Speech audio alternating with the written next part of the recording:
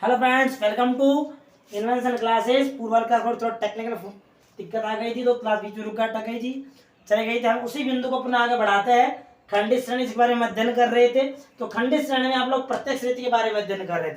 इस बारे में करते बच्चों, प्रत्यक्ष रीति के अंदर अब प्रत्यक्ष रीति में किस प्रकार से समांतर माध्य ज्ञात किया जाता है उसमें उदाहरण ले लेते हैं। किस प्रकार समांतर माध्य ज्ञात किया जाएगा, देख लीजिए। उदाहरण लिखते हैं यहाँ पर। छोटा सा उदाहरण क्या है, सूत्र आपको पता होगा ही, सूत्र भी मैं याद नहीं है तो मैं यहाँ पुनः रिपीट कर देता हूँ। नई क्लास चल रही है तो पुनः सूत्र बता देता हूँ मैं आपको इस कोने में, ठीक है। समांतर माध्य किसमें? प्रत्यक्ष रीति द्वारा, प्रत्यक्ष रीति से। तो प्रत्यक्ष रीति में x बार बराबर sigma f x upon n या x बार बराबर sigma f x upon sigma f, जब भी आपको उचित लग रहा हो, जो आपको बेस्ट लग रहा हो उसका प्रयोग आप कर सकते हो। एग्जाम में भी आप छोटे से बॉक्स बनाकर 70-100 याद रखने के लिए तैयारी कर सकते हो। उदाहरण क्या दिया, अब किताब में भी लिखा हुआ है उदाहरण, उदाहरण लिख लीजिए। निम्नलिखित समंकों से निम्न समंकों से प्रत्यक्ष रीति द्वारा समांतर माध्य की गणना करो।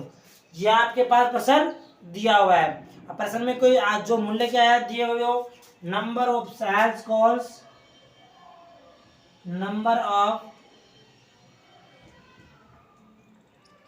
कॉल, जो नंबर ऑफ कॉल कितने कितने बताए गए हैं, और उनकी आवर्तियां, फ्रीक्वेंसी,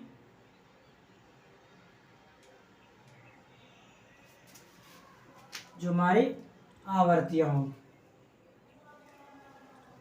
कौन सी है? 0, 1, 2, 3, 4, 5,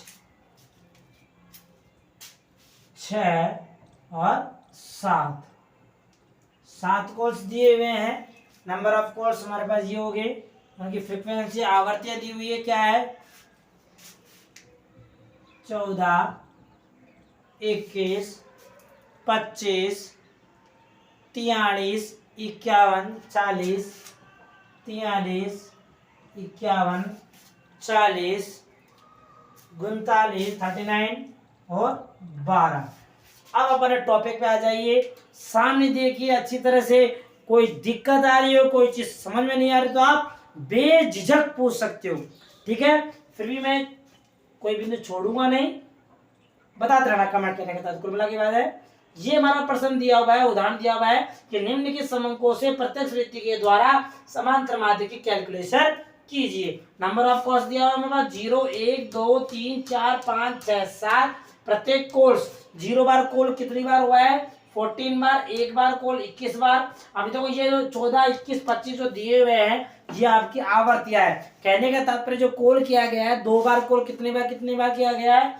21 बार या 25 बार किया गया है। अब इसका समांतर माध्य क्या होगा, तो वो समांतर माध्य ज्ञात करते हैं। यहाँ लिख लीजिए हल, समाधान। समाधान किस प्रकार से निकलेगा, तो आके खोलते हुए ध्यान से देखते रहना।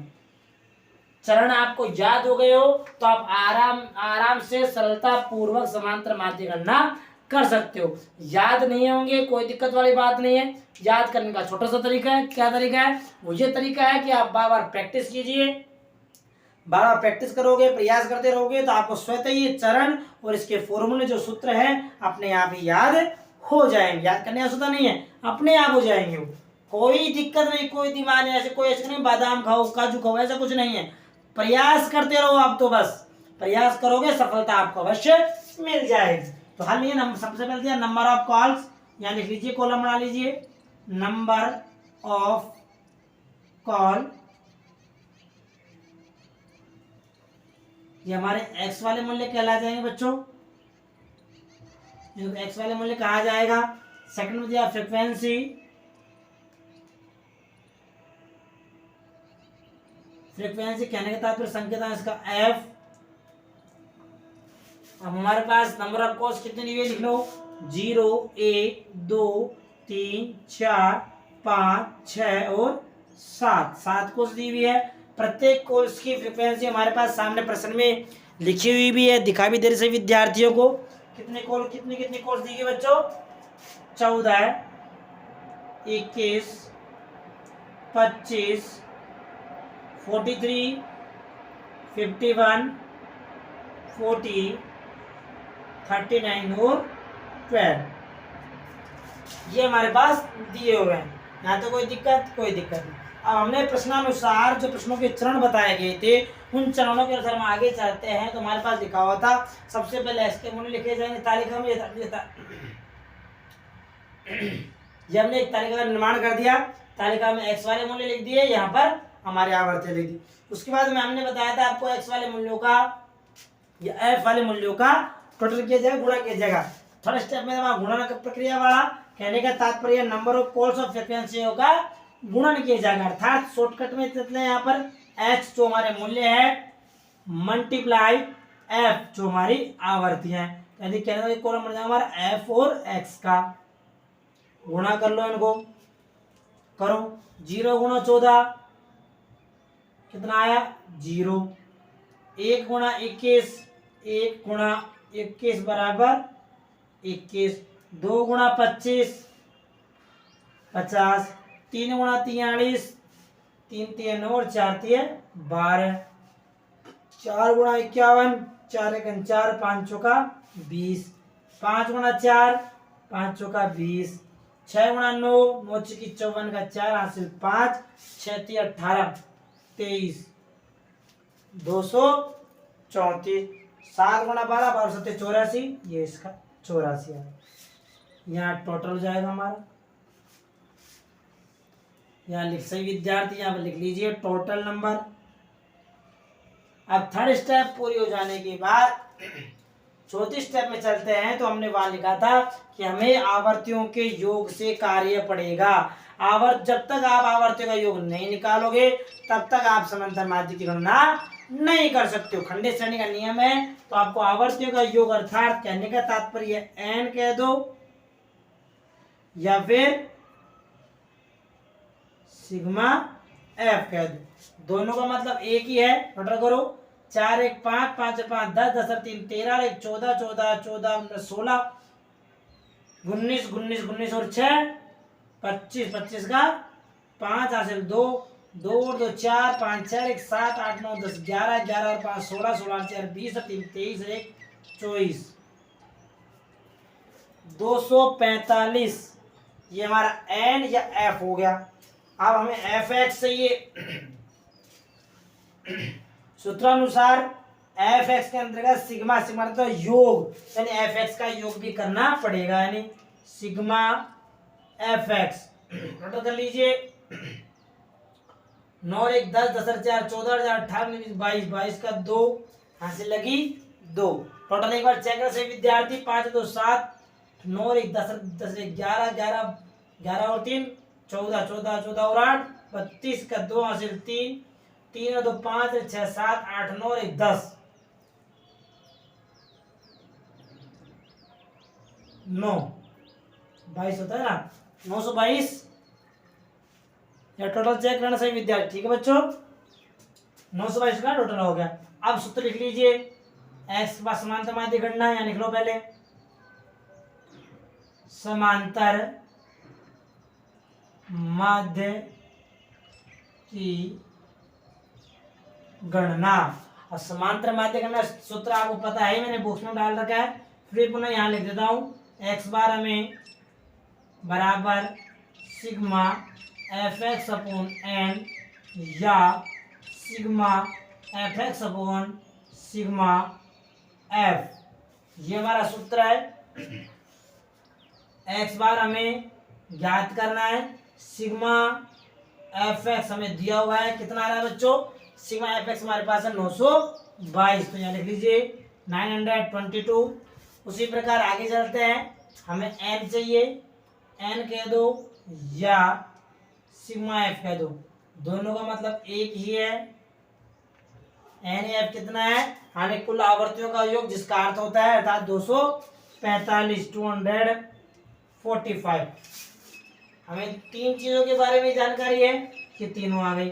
अब सूत्र के अंतर्गत जो आपने सूत्र लिखा है, जो आपने फॉर्मूले का निर्माण किया है, इस फॉर्मूले के अंतर्गत इन मूल्यों को प्रतिस्थापित कर दीजिए। एक बात का ध्यान रखना बच्चों, एग्जाम में अवश्य लिख लेना, एक्स बार बराबर समांतर माध्य।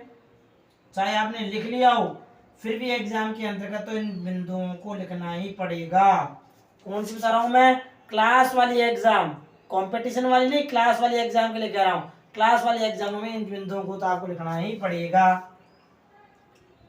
छोटे रूप में, आवर्ती व मूल्यों का योग, ठीक है।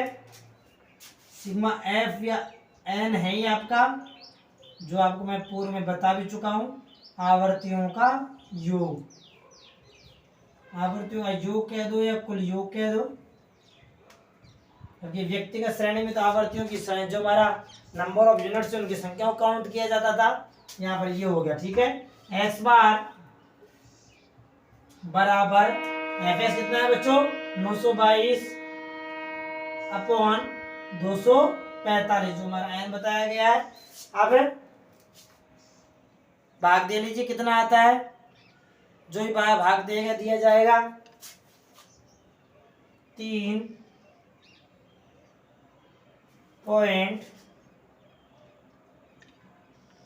3.76 या 4, दोनों हमारे एक्स बार या समांतर के आंसर हो सकते हैं। 3.76 भी सही है। किसी विद्यार्थियों के में हेर फेर कुछ हो रही हो प्रश्नों की, क्रमांक नंबरों की, तो भी वहां पर 3.76 आ रहा हो तो वह उत्तर भी आपका बिल्कुल क्या होगा बच्चों, सही माना जाएगा। क्योंकि आपको मैंने पूछे पीछे वाले क्लासों के अंतर्गत सन्निकटन वाले नियम में यही बताया था कि 5 दशमलव के बाद 5 आ जाता है और 5 के बाद कोई अंक आते हैं तो आगे वाले अंक में एक अंक प्लस हो जाता है। तो यहाँ 3, तो ये क्या हो गया 4।